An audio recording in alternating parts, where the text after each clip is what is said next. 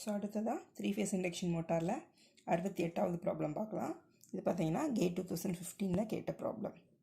The figure shows the per phase equivalent circuit of a 2-pole 3-phase induction motor operating at 50 Hz. The air gap voltage Vg across the magnetizing inductance is 210 volt RMS and the slip is 0.05. The torque in Newton meter produced by the motor is dash. நமக்கு dark என்ன அப்படின்னு கேட்டிருக்காங்க. உங்களை given datas எழுதிக்கலாம். So நமக்கு என்ன கொடுத்துருக்காங்க, விஜி கொடுத்துருக்காங்க. ஏர் கேப் பவர் இது வந்து 210 வோல்ட். அதுக்கப்புறம் ஸ்லிப் கொடுத்துருக்காங்க 0.05. அப்புறம் நமக்கு டார்க் என்ன அப்படின்னு கேட்டிருக்காங்க. ஸோ இந்த ஈக்குவலன்ட் சர்க்யூட்லேருந்து பார்த்தீங்கன்னா நமக்கு பார்த்தீங்கன்னா இது வந்து ஸ்டேட்டார் சைடு, இது ரோட்டார் சைடு. ரோட்டார் நமக்கு அவுட்புட் கிடைக்கும். இது பார்த்தீங்கன்னா ரெண்டையும் கனெக்ட் பண்ணுற portions, that is air gap. இதுக்கு அக்ராஸாக உள்ள வோல்டேஜ் தான் வந்து நமக்கு 210 வோல்ட் கொடுத்துருக்காங்க. ஸோ இப்போ நமக்கு வந்து டார்க் கேட்டிருக்காங்க. டார்க் கண்டுபிடிக்கணும் அப்படின்னா நம்ம பவர் ஃபார்முலாவில் தான் வரணும். ஸோ அதாவது அவுட்புட் பவர் ஈக்குவல் டு நமக்கு T into omega. Output power equal to that is P0 equal to T into omega. So இந்த ஒமேகா கண்டுபிடிச்சா நம்ம T கண்டுபிடிச்சிடலாம். ஸோ அதுக்கு நமக்கு அவுட்புட் பவர் தெரியணும். ஸோ அவுட்புட் பவர் நம்ம எப்படி கண்டுபிடிக்கலாம், இதிலேருந்து கொடுத்துருக்க டேட்டாஸ்லேருந்து நம்ம முதல்ல அவுட்புட் பவர் எப்படி கண்டுபிடிக்கலாம் அப்படின்னு பார்க்கலாம். ஸோ அவுட்புட் பவருக்கு என்ன ஃபார்முலா, நமக்கு ஏர் கேப் பவர் மைனஸ் அதாவது mechanical power output. Mechanical power developed equal to induction மோட்டாரை பொறுத்தவரை இன்புட் கொடுப்போம். அப்புறம் ஏர் கேப் பவர் டெவலப்டாக தான் ரோட்டாரோட இன்புட்டு. அதுக்கப்புறம் அதாவது ரோட்டாரோட இன்புட் வந்து பிஜி, அப்புறம் மைனஸ் எஸ்பிஜி. இது வந்து ரோட்டாரோட இன்புட் அல்ல ஏர் கேப் பவர். இது வந்து ரோட்டாரோட காப்பர் லாஸ். இதுதான் இதிலேருந்து காப்பர் லாஸை கழிச்சா நமக்கு இதுதான் மெக்கானிக்கல் பவர் டெவலப்டு. இதில் மெக்கானிக்கல் லாஸ் போக ரிமைனிங் பவர் தான் நமக்கு ஷாஃப்டில் அவுட் ஆகிருக்கும். அதுதான் அவுட்புட் பவர். இப்போ இங்கே மெக்கானிக்கல் லாஸ் எதுவும் கொடுக்கறனால develop power equal to output power. So இதுக்கு என்ன formula, mechanical developed equal to 1 minus S PG. இதுலேருந்து நம்ம என்ன கண்டுபிடிக்கலாம், மெக்கானிக்கல் பவர் கண்டுபிடிக்கலாம். அந்த மெக்கானிக்கல் பவருக்கு இங்கே சப்ஸ்டியூட் பண்ணி என்னம்னா ஸ்பீடு சப்ஸ்டியூட் பண்ணோன்னா நமக்கு டார்க் கண்டுபிடிச்சிடலாம். So mechanical power that is P mech equal to 1 minus S P G. So first அதுக்கு நம்ம பிஜி வேல்யூ என்ன அப்படின்னு கண்டுபிடிக்கணும். ஸோ ஃபஸ்ட்டு பிஜி கொடுத்துருக்க டேட்டாலேருந்து பிஜி கண்டுபிடிச்சிட்டு அதுக்கப்புறம் நம்ம 1 மைனஸ் எஸ் பிஜி போட்டோன்னா மெக்கானிக்கல் பவர் கிடச்சிரும். அதுக்கப்புறம் mechanical power equal to T omega. இந்த ஃபார்முலா யூஸ் பண்ணி நம்ம அவுட்புட் டார்க் வந்து கண்டுபிடிக்கலாம். ஸோ ஃபஸ்ட்டு பிஜி என்னன்னு கண்டுபிடிப்போம். ஸோ பிஜி எப்படி கண்டுபிடிக்கலாம், ஏர் கேப் பவர் அப்படின்னா நமக்கு இங்கே ஏர் கேப் வோல்டேஜ் கொடுத்துருக்காங்க, விஜி கொடுத்துருக்காங்க. ஸோ நம்ம எப்படி பிஜி கண்டுபிடிக்கலாம் அப்படின்னா விஜி இங்கே முதல்ல இதில் ஃப்ளோவர கரண்ட் கண்டுபிடிக்கலாம். ஐயோட வேல்யூ என்னவாக இருக்கும், இந்த வோல்டேஜ் விஜி டிவைடட் பை இந்த வேல்யூ. இதில் நமக்கு எஸ் வேல்யூ கொடுத்துருக்காங்க. எஸ் ஈக்குவல் டு எவ்வளவு 0.05. ஸோ இந்த இடத்துல என்ன வேல்யூ வரும் அப்படின்னா 0.05 டிவைட் பை 0.05. இது வந்து 1 ஓம். அண்ட் இங்கே reactance value 0.22. So VG divide by இந்த இம்பிடன்ஸ் போட்டால் நமக்கு இந்த கரண்ட் ஐ கிடச்சிரும். ஐ கிடச்சதுக்கப்புறம் power equal to PG equal to I square into R. Only real power. வாட்ஸில் நமக்கு யூனிட் இருக்கணும் அப்படின்னா அது ரியல் பவர். அது வந்து ரெசிஸ்டன்ஸ்னால தான் அப்சர்வ் ஆகிற பவர். ஸோ இண்டக்டர் இதில் கிடைக்கிற பவர் வந்து reactive power. So final output நமக்கு என்னவாக இருக்கும், பிஜி ஈக்குவல் டு வாட்ஸில் கிடைக்கணும்னா நம்ம ஐ ஸ்கொயர் ஆர் கண்டுபிடிக்கணும். ஸோ ஆர் ஈக்குவல் டு 1 ஓம். இப்போ நம்ம ஐ கண்டுபிடிக்கணும். ஐக்கு என்ன ஃபார்முலா, இந்த ஈக்குவலன்ட் சர்க்யூட்லேருந்து இதுதான் வோல்டேஜ் விஜி, இந்த வோல்டேஜ் டிவைட் பை இந்த impedance. So I equal to V G by Z. V G எவ்வளோ நம்ம கொடுத்துருக்காங்க 210. Z equal to 1 plus J 0.22. 1 plus J 0.22. So இதை சிம்பிளிஃபை பண்ணோன்னா நமக்கு ஐ வேல்யூ கிடச்சிரும். ஐயோட மேக்னிடியூட் பார்த்தீங்கன்னா 205.09 அண்ட் அதோட ஆங்கிள் பார்த்தீங்கன்னா -12.4. அது வந்து லேகிங்னால கிடைக்குது. ஸோ இப்போ நம்ம ஐ ஸ்கொயர் ஆர் போட்டோன்னா நமக்கு பிஜி கிடச்சிரும். ஸோ இப்போ பிஜி வேல்யூ கண்டுபிடிக்கலாம். ஸோ இப்போ P G equal to I square R equal to 205.09 square into 1. அதோட வேல்யூ நமக்கு எவ்வளோ கிடைக்கும், எவ்வளோன்னு பார்த்தீங்கன்னா 42061.9081. இவ்வளோ வாட்ஸ் நமக்கு. P M mechanical power output equal to 1 minus S P G. So S equal to நமக்கு 0.05. So 1 minus 0.05. So 0.95 into 42061.9081. So நமக்கு மெக்கானிக்கல் பவர் 39958.8127. இது இன்னொரு முக்கியமானது கண்டுபிடிக்கணும். நம்ம வந்து ஈக்குவலன்ட் சர்க்யூட்லேருந்து பார்த்துருக்கோம். ஈக்குவலன்ட் சர்க்யூட் வந்து பெர் ஃபேஸ் ஈக்குவலன்ட் சர்க்யூட். எப்போவுமே நம்ம ஈக்குவலன்ட் சர்க்யூட் வந்து பெர் ஃபேஸ்க்கு தான் வரைவோம். ஸோ இதுலேருந்து கிடச்சிருக்க பவர் வந்து மெக்கானிக்கல் பவர், இது வந்து பெர் ஃபேஸ் தான் நம்ம கண்டுபிடிச்சிருக்கோம். ஸோ இப்போ 3 ஃபேஸ் கண்டுபிடிக்க நம்ம இதை 3ஆல் மல்டிப்ளை பண்ணணும்.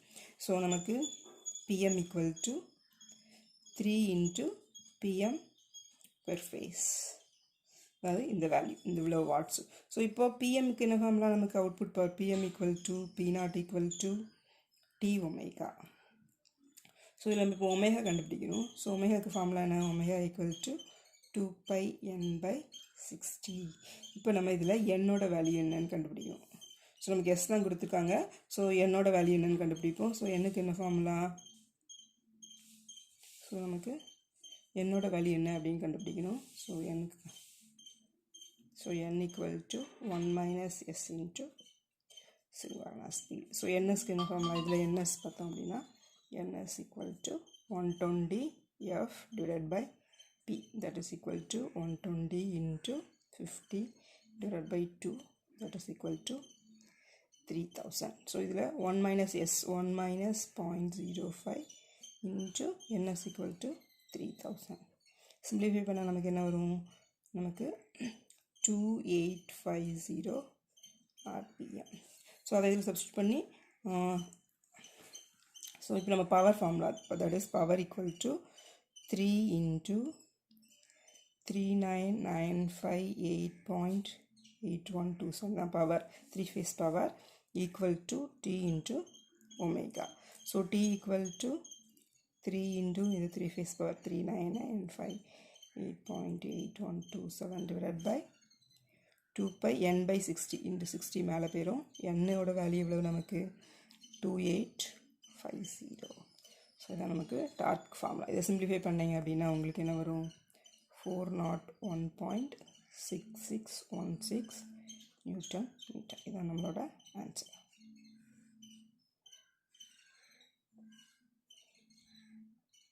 ஸோ நமக்கு answer = 401.6616 newton metre.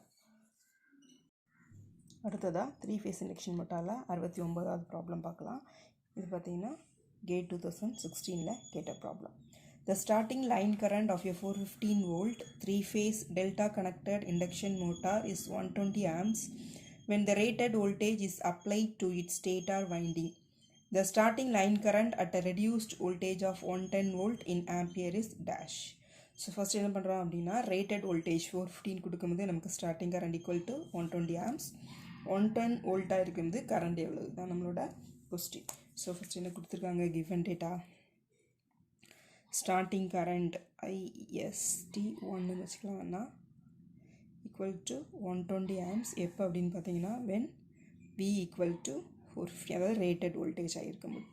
Next IST 2 என்னன்னு கேட்டிருக்காங்க, எப்போ அப்படின்னா V = இதை V1 வச்சுக்கலாம், V2 = இவ்வளோ reduced voltage of 110 volt.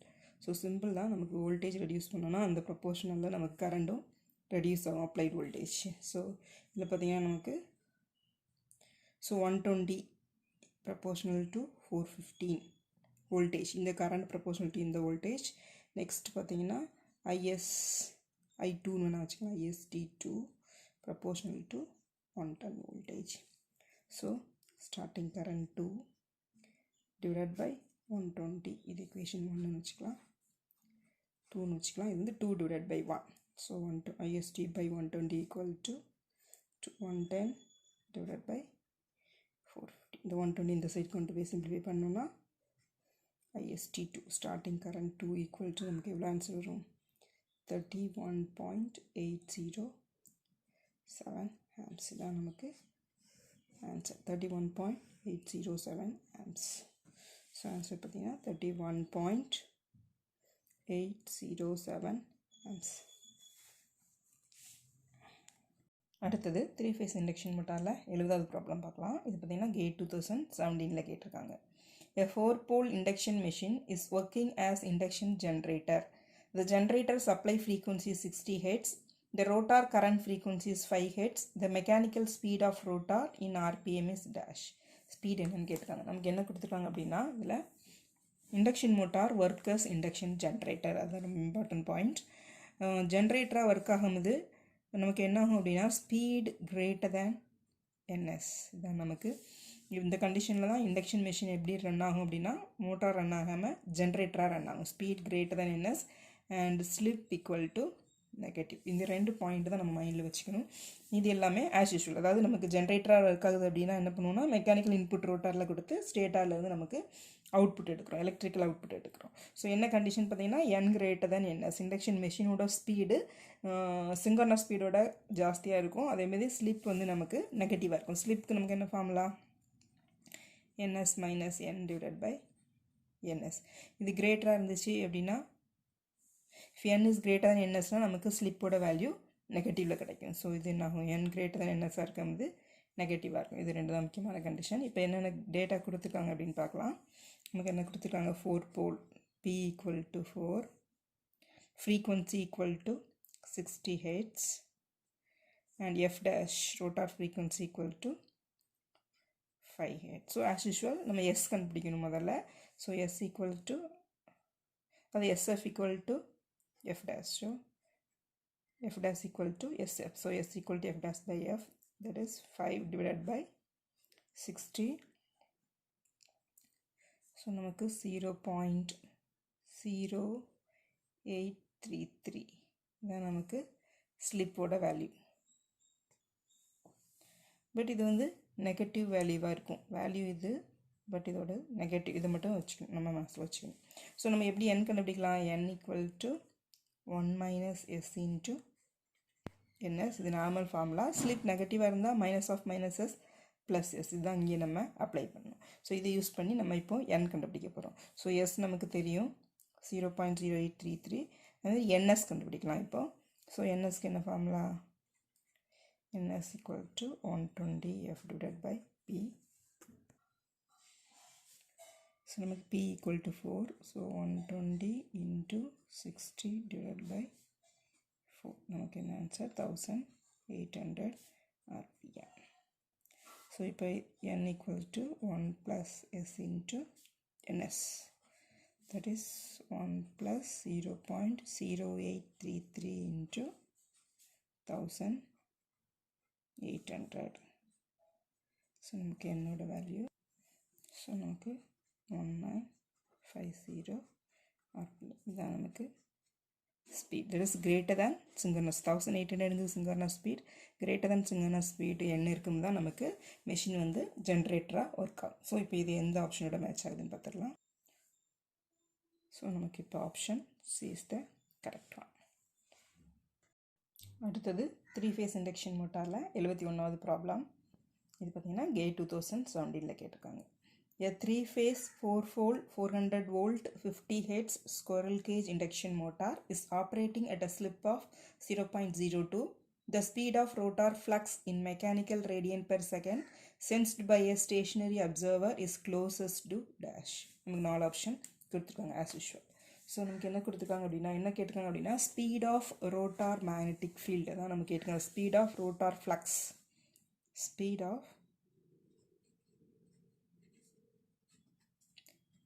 Rotor flux என்னன்னு கேட்டிருக்காங்க. என்னென்ன டேட்டாஸ் கொடுத்துருக்காங்க அப்படின்னு பார்த்துருவோம். பி கொடுத்துருக்காங்க 4 போல், voltage 400 volt, frequency 50 Hz and slip s equal to 0.02. இவ்வளோ கொடுத்துருக்காங்க. ரோட்டார் ஃப்ளக்ஸோட ஸ்பீடு ரேடியன் பெர் செகண்டில் என்ன அப்படின்னு நமக்கு கொஸ்டின் கேட்டிருக்காங்க. இதுதான் நம்மளோட கொஸ்டின். ஸோ ரோட்டார் ஃப்ளக்ஸோட ஸ்பீட் என்ன ஆல்ரெடி நம்ம பார்த்துருக்கோம் இண்டக்ஷன் மோட்டாரில். பார்த்தீங்கன்னா stator stationary speed 0, stator flux rotating at synchronous speed, rotor flux rotating at synchronous speed, rotor rotating at speed. அதுதான் நம்ம மோட்டாரோட ஸ்பீட் அப்படின்னு சொல்லுவோம். ஸோ நமக்கு வந்துன்னா ஸ்பீட் ஆஃப் ரோட்டார் ஃப்ளக்ஸ் அப்படின்னாலே அது வந்து synchronous speed ns. So ns நம்ம கண்டுபிடிக்கணும். இங்கே ரேடியன் பெர் செகண்டில் கொடுத்துருக்கனால ஒமேஸ் என்னன்னு நம்ம கண்டுபிடிக்கணும். ஸோ முதல்ல ns கண்டுபிடிச்சிடலாம், அப்புறம் ஒமேஸ் கண்டுபிடிச்சிடலாம். So ns equal to 120 F divided by P, that is equal to 120 into 50 Hz 4 volt. So நமக்கு 1500 RPM.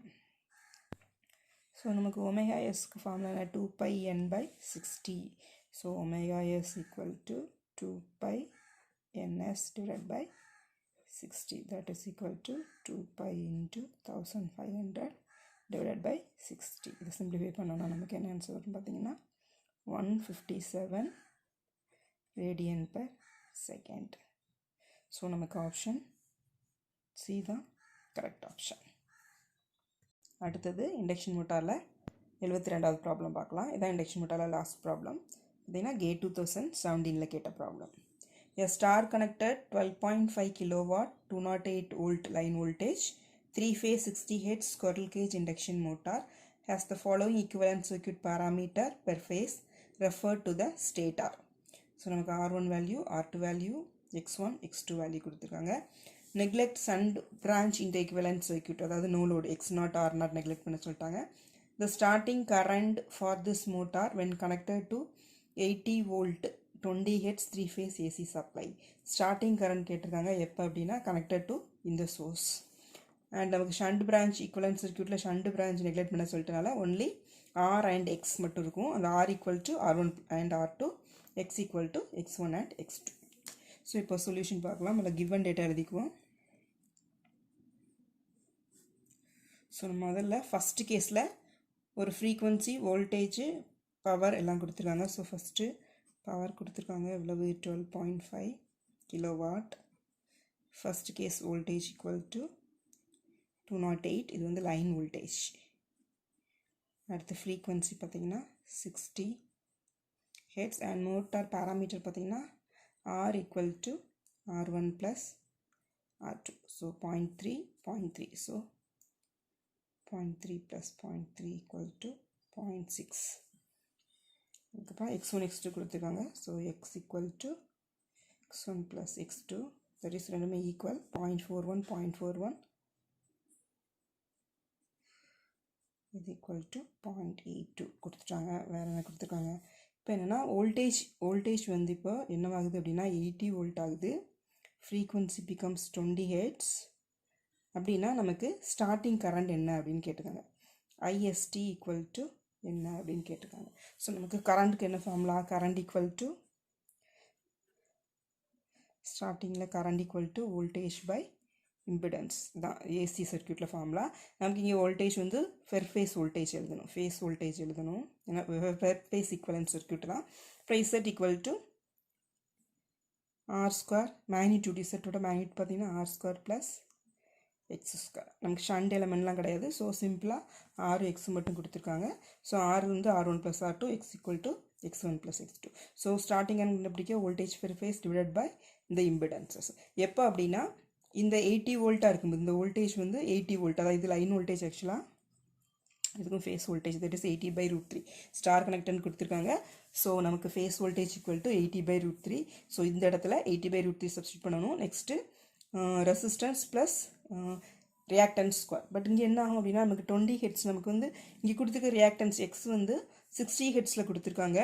பட் 20 Hzல தான் நமக்கு கேட்டிருக்காங்க. ஸோ 20 Hzல ரியாக்டன்ஸ் வேரி ஆகும். அது எவ்வளோ வேரி ஆகும்னு கண்டுபிடிச்சி அதை இங்கே சப்ஸ்டியூட் பண்ணோம் அப்படின்னா நமக்கு ஸ்டார்டிங் கரண்ட் கிடச்சிடும். ஸோ இப்போ ஃபார்முலாக்கு போகலாம். ஸோ நமக்கு எக்ஸ் வேல்யூ ஈக்குவல் எவ்வளோன்னு பார்த்தோம் அப்படின்னா X1 plus X2, that is equal to நமக்கு 0.41, 0.41, 0.82. இந்த 0.82 இது வந்து நமக்கு எக்ஸ்க்கு ஃபார்முலா தெரியும். எக்ஸ் ஈக்குவல் டு 2πf, அதாவது ஒமேகா இன்ட்டு எல். இதுதான் நமக்கு formula.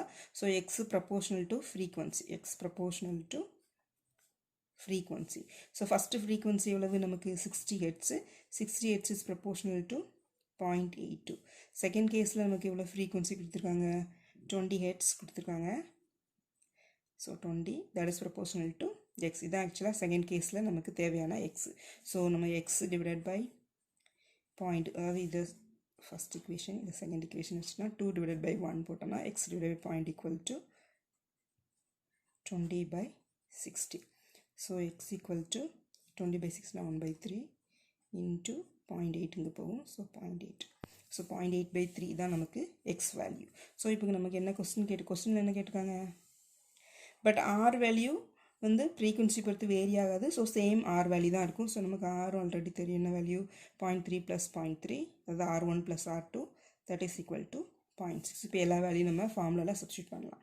So I starting current I equal to per phase voltage, அதாவது செகண்ட் கேஸில் நமக்கு voltage 80 line voltage divided by √3 divided by ZR square root of magnitude of Z equal to square root of x square plus R square. So square root of x எவ்வளவு 0.8/3, 0.8/3 the whole square plus 0.6 the whole square. So இதை நீங்கள் simplify பண்ணீங்க அப்படின்னா, so இங்கே 0.8ல் 0.82 so இதை simplify பண்ணோம் அப்படின்னா நமக்கு 70.06 ஆம்ஸ். இதான் வந்து நமக்கு ஸ்டார்டிங் கரண்ட். அதாவது 80 வோல்டேஜாக இருக்கும்போது ஃப்ரீக்வன்சி 20 ஹெர்ட்ஸாக இருக்கும்போது நமக்கு ஸ்டார்டிங் கரண்ட் வேல்யூ இவ்வளோ. ஸோ நமக்கு ஆன்சர் பார்த்தீங்கன்னா 70.06 ஆம்ஸ்.